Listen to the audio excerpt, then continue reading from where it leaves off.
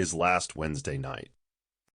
A few days earlier, David Zebedee had come to the conclusion that the Jewish leaders were going to put Jesus to death. David knew they were determined to get rid of the Master, and he had become convinced that Jesus would not use his divine power to save himself. When he reached that conclusion, he sent a courier to his mother with the urgent request to come to Jerusalem immediately and to bring Mary, the mother of Jesus, and all the members of her family. David's mother did as her son requested, and now the courier returned to David with the message that his mother and the entire family of Jesus were on their way to Jerusalem. Since David had done this on his own initiative, he thought it wise to keep the matter quiet. He therefore told no one that the family of Jesus was on their way to Jerusalem. That Wednesday night they spent together in the camp on the Mount of Olives. Jesus tried to cheer up his despondent apostles, but this was almost impossible. They all began to realize that shocking and terrible events were at hand. They could not feel cheerful, even when Jesus recounted fond memories from the years of their eventful association. Jesus inquired carefully about the families of all the apostles. At the end of the evening, Jesus asked if anyone had heard anything from his family lately. No one could answer in the affirmative, and David Zebedee looked away at the ground.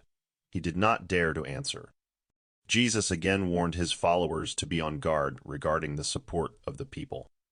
He reminded them of their experience in Galilee, when large crowds had repeatedly followed them with enthusiasm, only to turn against them just as fiercely and then return to their former beliefs and way of life. He then said, "And so you must not be deceived by the large crowds that have listened to us in the temple and seem to believe our teachings.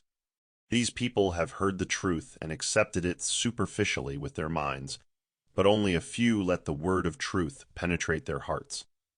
From those who know the gospel only in their heads and have not experienced it in their hearts, no support is to be expected when real difficulties come. When the Jewish leaders agree to eliminate the Son of Man, and when they strike in unison, you will see how the crowd will either flee in shock or stand by in silent amazement as their blinded leaders put the teacher of truth to death.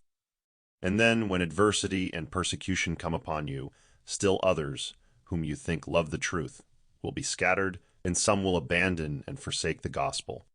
Therefore, be watchful and pray, so that you may receive strength for the days now ahead of us." The atmosphere in the camp was filled with an inexplicable tension. Silent messengers came and went, only in contact with David Zebedee.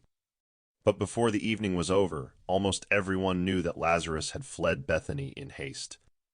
Even the cheerfulness of Jesus and his unusual friendliness made them afraid. They all felt a terrible sense of isolation coming and realized that this frightened them. They vaguely sensed what was about to happen, and no one felt ready to face this ordeal.